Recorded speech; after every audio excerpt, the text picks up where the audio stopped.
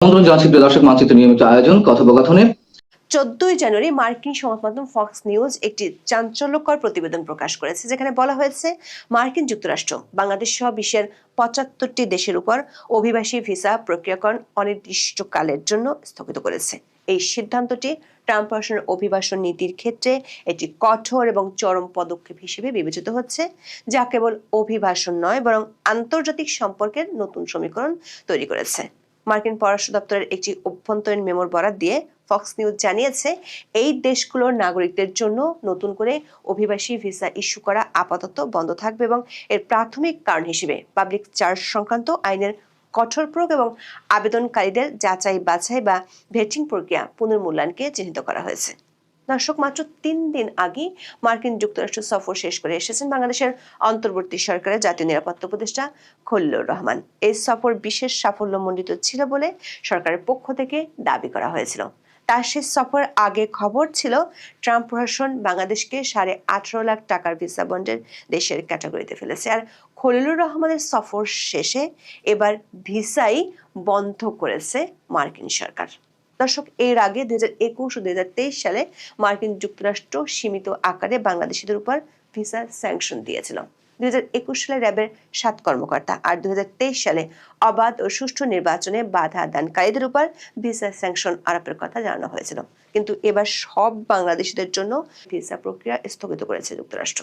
প্রশ্ন হলো, খলিলুর রহমানের সফরের পর আবার বাংলাদেশের ঠিক জাতীয় নির্বাচনের আগে ট্রাম্প প্রশাসনের এমন পদক্ষেপ কি বার্তা দিচ্ছে? বিস্তারিত জানতে চলুন যাওয়া যাক বিশ্লেষণে।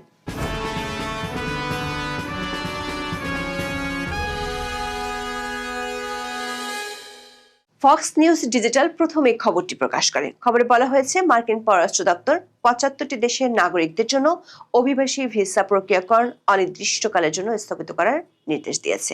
এই নির্দেশের ফলে বিশ্বের মোট প্রায় 200টি দেশের মধ্যে 1/3 বেশি দেশ মার্কিন অভিবাসন ব্যবস্থার বাইরে চলে গেল।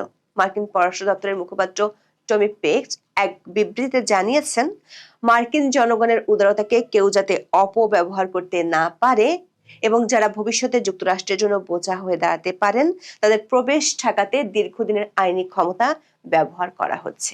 এই পদক্ষেপের ফলে কেবল সোমালিয়া, রাশিয়া, ইরান বা আফগানিস্তানের মতো দেশগুলোই নয় বরং ব্রাজিলের মতো দেশের নাগরিকরা বড় ধরনের ধাক্কার সম্মুখীন হয়েছেন, যাদের জন্য আগে ভিসা পাওয়া তুলনামূলক সহজ ছিল। মার্কিন পররাষ্ট্র দপ্তরের মেমো অনুসারে কনসুলার অফিসারদের নির্দেশ দেওয়া হয়েছে যেন তারা বর্তমানে চলমান অভিবাসী ভিসার আবেদনগুলো প্রত্যাখ্যান করেন যতক্ষণ না পর্যন্ত স্ক্রিনিং এবং ভেটিং প্রক্রিয়াগুলো পুনরায় পর্যালোচনা করা হচ্ছে। এই স্থগিত আদেশ 2026 সালের 21শে জানুয়ারি থেকে কার্যকর হওয়ার কথা বলা হয়েছে। খবরে বলা হয়েছে, ট্রাম্প প্রশাসন অভিবাসন নিয়ন্ত্রণের ক্ষেত্রে আগের চেয়ে অনেক বেশি কঠোর এবং পদ্ধতিগত অবস্থান গ্রহণ করেছে। এই নজিরবিহীন নিষেধাজ্ঞার পিছনে প্রধানত দুটি কারণ কাজ করছে। প্রথমত, অর্থনৈতিক নিরাপত্তা এবং দ্বিতীয়ত জাতীয় নিরাপত্তা। মার্কিন প্রশাসনের মতে, অনেক দেশের নাগরিক যুক্তরাষ্ট্রে এসে জনকল্যাণমূলক প্রকল্পের অপব্যবহার করছে, যা মার্কিন করদাতাদের উপর অতিরিক্ত চাপ সৃষ্টি করছে। বলা হয়েছে, যেসব দেশে জঙ্গিবাদ বা রাজনৈতিক অস্থিরতা রয়েছে সেসব দেশের নাগরিকরা যাতে জালিয়াতি করে যুক্তরাষ্ট্রে প্রবেশ করতে না পারে সেজন্যই এই স্থগিত আদেশ দেওয়া হয়েছে। ফক্স নিউজ এবং অন্যান্য সূত্রের তথ্য অনুযায়ী এই স্থগিত আদেশের কোনো নির্দিষ্ট শেষ সময়সীমা বা এক্সপায়ারেশন ডেট দেওয়া হয়নি। এটি অনির্দিষ্টকালের জন্য কার্যকর থাকবে যতক্ষণ না মার্কিন পররাষ্ট্র দপ্তর প্রতিটি দেশের জন্য পৃথকভাবে তাদের যাচাই বাছাই পদ্ধতি এবং পাবলিক চার্জ সংক্রান্ত মানদণ্ডগুলো পুনরায় ঠিক না করছে। প্রশাসনের কর্মকর্তারা ইঙ্গিত দিয়েছেন, স্ক্রিনিং পদ্ধতিগুলো আধুনিকায়ন করতে কয়েক মাস বা তার বেশি সময় লাগতে পারে। তবে ডোনাল্ড ট্রাম্পের অভিবাসন বিরোধী কঠোর অবস্থানের কারণে ধারণা করা হচ্ছে এই স্থগিত আদেশ দীর্ঘায়িত হতে পারে।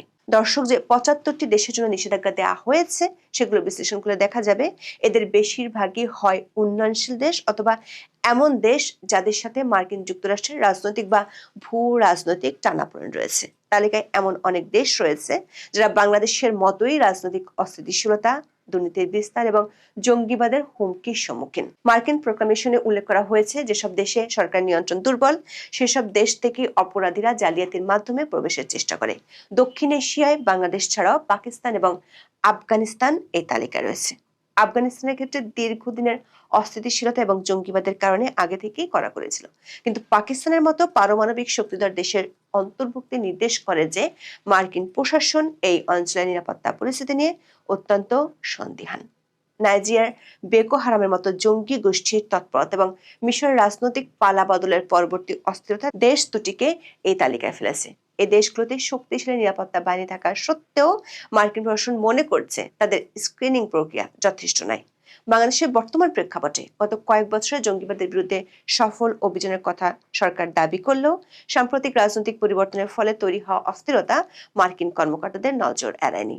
বিশেষ করে একটি অন্তর্বর্তীকালীন সরকারের অধীনে থাকার সময় দেশের জঙ্গি গোষ্ঠীর পুনরুত্থানের সম্ভাবনা নিয়ে আন্তর্জাতিক মহলে উদ্বেগ রয়েছে, যা বাংলাদেশের এই তালিকায় থাকার অন্যতম কারণ হতে পারে। দর্শক, বাংলাদেশের জাতীয় নিরাপত্তা উপদেষ্টা ডক্টর খলিলুর রহমান গত 8 থেকে 12 জানুয়ারি পর্যন্ত মার্কিন যুক্তরাষ্ট্র সফর করেছেন। বাংলাদেশ সরকারের পক্ষ থেকে এই সফরকে অত্যন্ত সফল হিসেবে দাবি করা হয়েছিল, কিন্তু সফরের মাত্র 2 দিন পরেই এমন নিষেধাজ্ঞার খবর আসায় সরকারের দাবি এবং বাস্তব পরিস্থিতির মধ্যে এক বিশাল দূরত্ব তৈরি হয়েছে। এমনকি উপদেষ্টা খলিলুর রহমান যখন ভিসা বন্ড থেকে ব্যবসায়ীদের অব্যাহতির অনুরোধ করেছিলেন, তখন মার্কিন কর্মকর্তারা তা ইতিবাচকভাবে বিবেচনায় আশ্বাস দিয়েছিলেন বলে সরকারের পক্ষ থেকে দাবি করা হয়। কিন্তু এই সফরের ঠিক পরেই ফক্স নিউজের এই রিপোর্ট ইঙ্গিত দেয় মার্কিন কর্মকর্তারা ব্যক্তিগত বৈঠকে হয়তো নমনীয় বা সহযোগিতামূলক ভাষ্য ব্যবহার করেছেন, কিন্তু প্রশাসনের সামগ্রিক নীতি অনেক আগেই চূড়ান্ত হয়েছিল, যা জানতেনই না খলিলুর রহমান। দর্শক, যুক্তরাষ্ট্র অতীতে বাংলাদেশের উপর বিভিন্ন ধরনের ভিসা কড়াকড়ি বা স্যাংশন আরোপ করেছিল, তবে বর্তমানেরটি স্কেল বা মাত্রার দিক থেকে নজিরবিহীন। 2021 সালের 10 ডিসেম্বর মানবাধিকার লঙ্ঘনের অভিযোগে বাংলাদেশের র্যাপিড অ্যাকশন ব্যাটালিয়ন বা র্যাব এবং এর তৎকালীন ও সাবেক 7 জন শীর্ষ কর্মকর্তার উপর নিষেধাজ্ঞা আরোপ করা হয়। এটি ছিল গ্লোবাল ম্যাগনিটস্কি অ্যাক্টের অধীনে দেওয়া একটি স্যাংশন। এর ফলে ওই কর্মকর্তাদের যুক্তরাষ্ট্রে প্রবেশ নিষিদ্ধ করা হয় এবং তাদের সম্পদ থাকলে তা বাজেয়াপ্ত করার বিধান রাখা হয়। এরপর 2023 সালের মে মাসে মার্কিন পররাষ্ট্রমন্ত্রী অ্যান্টনি ব্লিংকেন বাংলাদেশের জন্য নতুন ভিসা নীতি ঘোষণা করেন। এই নীতির অধীনে যারা বাংলাদেশে অবাধ ও সুষ্ঠু নির্বাচনে বাধা দেবে, তা সে সরকারি দল হোক, বিরোধী দল বা আইন শৃঙ্খলা রক্ষাকারী বাহিনী হোক, তাদের উপর ভিসা নিষেধাজ্ঞা দেওয়ার কথা বলা হয়। 2023 সালের সেপ্টেম্বরে এই নীতির বাস্তবায়ন শুরু করার কথা জানিয়েছিল মার্কিন পররাষ্ট্র দপ্তর, তবে এবার দিল সব বাংলাদেশিদের জন্য। দর্শক, মার্কিন যুক্তরাষ্ট্রের এই ভিসা স্থগিতাদেশ বাংলাদেশের জন্য একটি বড় ধরনের ভূ রাজনৈতিক ও প্রশাসনিক সংকেত। এটি কেবল একটি দেশের সমস্যা নয়, বরং মার্কিন অভিবাসন নীতির একটি বড় ধরনের পরিবর্তনের অংশ হলেও বাংলাদেশের জন্য এটি দ্বিমুখী সংকট তৈরি করেছে। একদিকে সবচেয়ে বড় বাজার এবং রেমিটেন্স উৎসের দেশ থেকে আসা এমন সিদ্ধান্ত উদ্বেগের কারণ। যুক্তরাষ্ট্রে প্রায় 10 লাখ বাংলাদেশি বসবাস করেন এবং এর প্রতি বছর উল্লেখযোগ্য সংখ্যক মানুষ অভিবাসী ভিসায় সেখানে যান। স্থগিতাদেশের ফলে নতুন করে অভিবাসন বন্ধ হয়ে গেলে ভবিষ্যতে রেমিটেন্স প্রবাহ কমে যাওয়ার ঝুঁকি তৈরি হবে, যা দেশের বৈদেশিক মুদ্রা রিজার্ভের উপর চাপ সৃষ্টি করবে। তবে এই ভিসা স্থগিতের পদক্ষেপ ইমিগ্রেন্ট বা অভিবাসীদের জন্য হলেও বিশেষজ্ঞরা মনে করেন নন ইমিগ্রেন্ট ভিসা যেমন স্টুডেন্টের ভিসার ক্ষেত্রেও অনেক প্রভাব পড়বে, কারণ এর মধ্যে যুক্তরাষ্ট্রে বাংলাদেশি শিক্ষার্থীদের ভিসা আসসালামু আলাইকুম ওয়া রাহমাতুল্লাহি ওয়া বারাকাতুহু। সম্মানিত দর্শক, বাংলাদেশে আমেরিকার নতুন রাষ্ট্রদূত জানুয়ারি মাসে 12 তারিখে সন্ধ্যাবেলায় তিনি কাজে যোগ দিয়েছেন। তিনি বাংলাদেশ হওয়ার পরে যে রাষ্ট্রদূত হলেন, ক্রমানুসারে তার অবস্থান 18তম। তো ব্রেন্ট ক্রিস্টেন সেন, আবার বলি ব্রেন্ট ক্রিস্টেন সেন, নামটা অনেক সুন্দর না? পিটার হাসের চেয়েও মানে স্ট্রং। ব্রেন্ট মানে এক ধরনের দৃঢ়তা আছে। ক্রিস্টেন সেন, সাইকারের সে না, ক্রিস্টেন সেন, মানে নামেই অনেক কিছু বুঝিয়ে দেয়। যারা তাকে চিনেন, ঘনিষ্ঠভাবে চিনেন, যখন তিনি 2019 সন থেকে 21 সন প্রায় 3 বছর বাংলাদেশে এর আগে কাজ করে গেছেন, এখানে বাংলাদেশের যে ইকোনমিক বিষয়গুলো এবং রাজনৈতিক বিষয়গুলো, political affairs and financial affairs, American সরকারের এই দুটি বিষয় তিনি বাংলাদেশে যখন দায়িত্ব পালন করেছিলেন 2019 থেকে 21 সন পর্যন্ত, ওই সময়টিতে তিনি বাংলাদেশে এই দায়িত্ব পালন করতে গিয়ে যত রকম কর্পোরেট হাউস আছে, ব্যবসা বাণিজ্যের যত মেগা স্টার আছে, সবার সঙ্গে তার ওঠা বসা আছে। সরকারের ভিতরে বাইরে সবাইকে তিনি ছিলেন।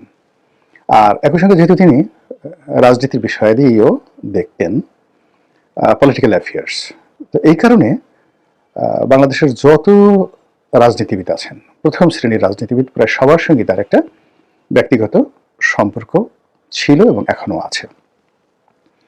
তো যারা ব্যক্তিগতভাবে তাকে চিনেন তারা খুব ভালো করে জানেন যে তার মেধা, তার যোগ্যতা এবং তার গ্রহণযোগ্যতা, তার দৃঢ়তা, তার যে ব্যক্তিত্ব, এটা অতীতে মার্কিন যুক্তরাষ্ট্রের যে সকল আলোচিত রাষ্ট্রদূত যারা ছিলেন তাদের থেকে একেবারে আলাদা, সম্পূর্ণ আলাদা। সেক্ষেত্রে আমাদের স্বাধীনতা যুদ্ধের সময় যিনি বাংলাদেশের চার্জ দ্য অ্যাফেয়ার্স ছিলেন, অনেকটা তার সঙ্গে তুলনা করতে পারেন। এর বাইরে Peter D Haas, William B Milam, কিংবা ধরুন সেই ড্যান ডব্লিউ মজিনা বা মার্শাল বার্নিকাট বুম, মানে এই মানুষগুলোদের সাথে যদি তুলনা করেন তারা অনেকটা লিবারেল, একেবারে সাধারণ একজন রাষ্ট্রদূতের মতো। কিন্তু এই ভদ্রলোক যিনি আসতেছেন বা এসছেন, সেটা হলো ব্রেন্ট ক্রিস্টেনসেন। তার ভিতরে যে লিডারশিপ কোয়ালিটিটা, ব্যক্তিত্বটা, লেখাপড়া এবং বাংলাদেশ সম্পর্কে তার যে স্টাডি, এটা অতীতের যে কোনো রাষ্ট্রদূতের চাইতে বেশি।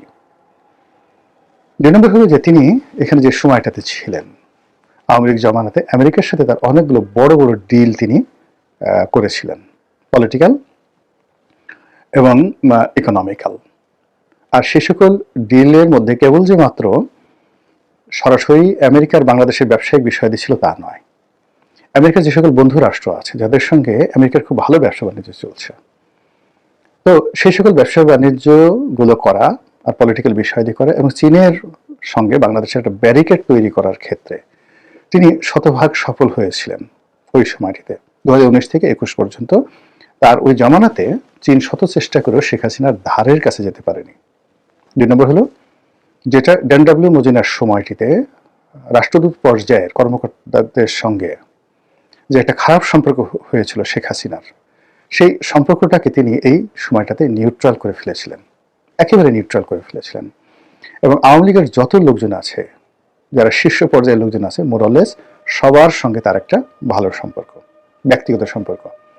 আপনার পররাষ্ট্রমন্ত্রী সাবেক ডক্টর মোমেন তার একটি সাক্ষাৎকার দেখেছেন এবং সেই সাক্ষাৎকারে তিনি বলেছেন যে ব্রেন্ট ক্রিস্টেনসেন তার খুব ঘনিষ্ঠ বন্ধু, তার সঙ্গে তার পৈতৃক বাড়িতে মানে সিলেটের গ্রামের বাড়িতে তিনি বেড়াতে গেছেন যখন তিনি বাংলাদেশে দায়িত্বরত ছিলেন। এভাবে বহু মানুষের সঙ্গে তার সম্পর্ক আছে।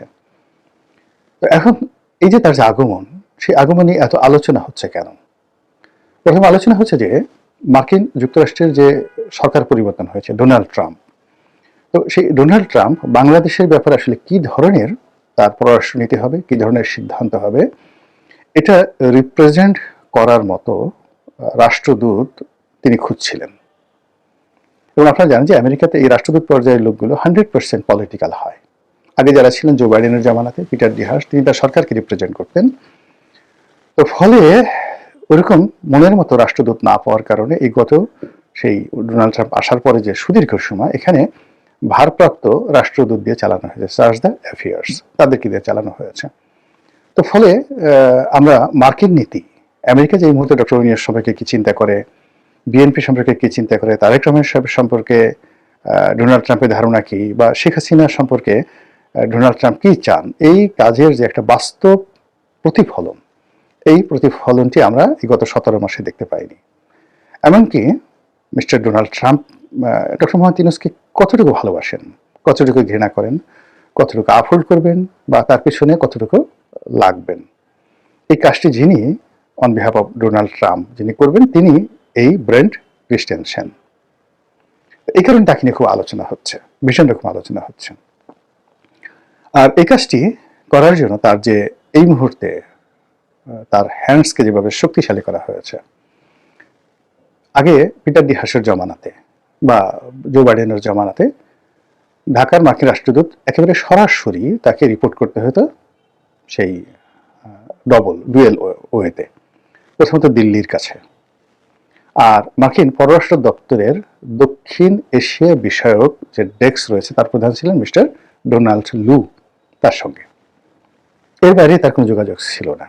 কিন্তু দিস জেন্টলম্যান, উনি প্রথমত যে উনার যিনি প্রতিরক্ষা মন্ত্রী ডোনাল্ড ট্রাম্পের, এবং যিনি পররাষ্ট্রমন্ত্রী, এবং স্বয়ং ডোনাল্ড ট্রাম্প, এই তিনজনের সঙ্গে তার একটা ব্যক্তিগত সম্পর্ক রয়েছে।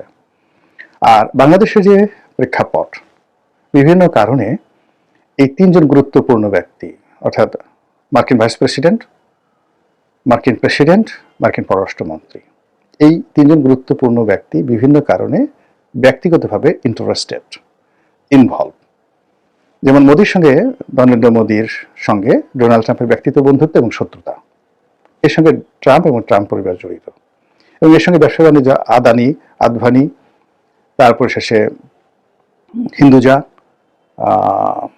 এরপরে আম্বানি, এই পরিবারগুলো জড়িত। এবং এরা এখন মার্কিন সরকারের পক্ষে কাজ করছে, মানে ব্যবসায়িক গ্রুপগুলো কাজ করছে এবং নরেন্দ্র মোদীর বিরুদ্ধে কাজ করছে। অবাক করা বিষয় যে আদানিকে তিনি তুলেছেন, তারা এখন মার্কিন সরকারের পক্ষে কাজ করছে। এই বিষয়গুলো সরাসরি ডোনাল্ড ট্রাম্প নিজে হ্যান্ডেল করছেন। বার্মা অ্যাক্ট, অর্থাৎ মায়ানমারের সাথে রোহিঙ্গাদের সাথে যে সমস্যা, এটাও তাকে ভাবিয়ে তুলেছে। চীনের সাথে এই মুহূর্তে তার যে সমস্যা, সেই সমস্যার কারণে বাংলাদেশের ব্যাপারে মিস্টার ডোনাল্ড ট্রাম্প সরাসরি যেভাবে ইন্টারেস্ট দেখাচ্ছেন, ইতিপূর্বে এই দেশকে নিয়ে কোনো মার্কিন প্রেসিডেন্ট সরাসরি এভাবে হ্যান্ডেল করেননি। থার্ডলি, বাংলাদেশের কোনো পলিটিশিয়ানের সাথে কোনো মার্কিন প্রেসিডেন্টের পারিবারিক সম্পর্ক হয়নি, যেটি ডোনাল্ড ট্রাম্পের সঙ্গে শেখ হাসিনার সম্পর্ক আছে, পারিবারিক সম্পর্ক। দ্বিতীয়ত, বাংলাদেশের রাষ্ট্র ক্ষমতায় যাকে বলা হয় কোনো লোক কখনো বসেনি যার সঙ্গে মার্কিন প্রেসিডেন্টের ব্যক্তিগত শত্রুতা, ঈর্ষা, ক্ষোভ ছিল, যেটা ডক্টর মোহাম্মদ ইউনূসের সাথে ডোনাল্ড ট্রাম্পের আছে। এবং তিনি যে ওই যে একটা মাইক্রো ক্রেডিটের একটা লোক আছে না, মাইক্রো ক্রেডিট, ক্ষুদ্র ঋণের যে একটা গায়কের গা রস্যই GUI, গাই, এভাবে তিনি একটা তাচ্ছিল্য করার চেষ্টা করেছেন। এইরকম আপনি অতীতে কোনো দিন বাংলাদেশের কোনো রাষ্ট্রপ্রধান বা সরকার প্রধানকে নিয়ে মার্কিন প্রেসিডেন্টের মতো পর্যায় থেকে এই ধরনের মানে স্ল্যাং ল্যাঙ্গুয়েজ, তারপর সে টিপ্পনি কাটা, এই ধরনের কখনো ঘটেনি।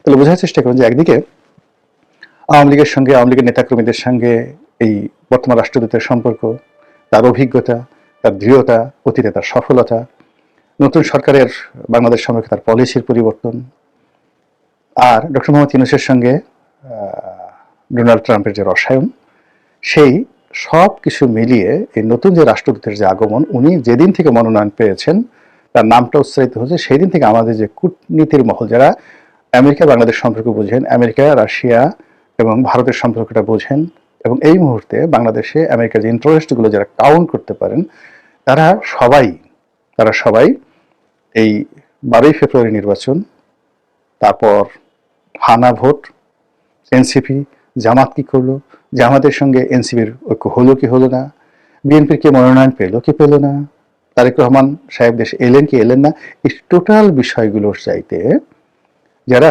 ডিপ্লোম্যাটিক এক্সপার্ট ইন বাংলাদেশ, তাদের কাছে এই মার্কিন রাষ্ট্রদূতের বাংলাদেশে নিয়োগ এবং তার আগমন অনেক গুরুত্বপূর্ণ।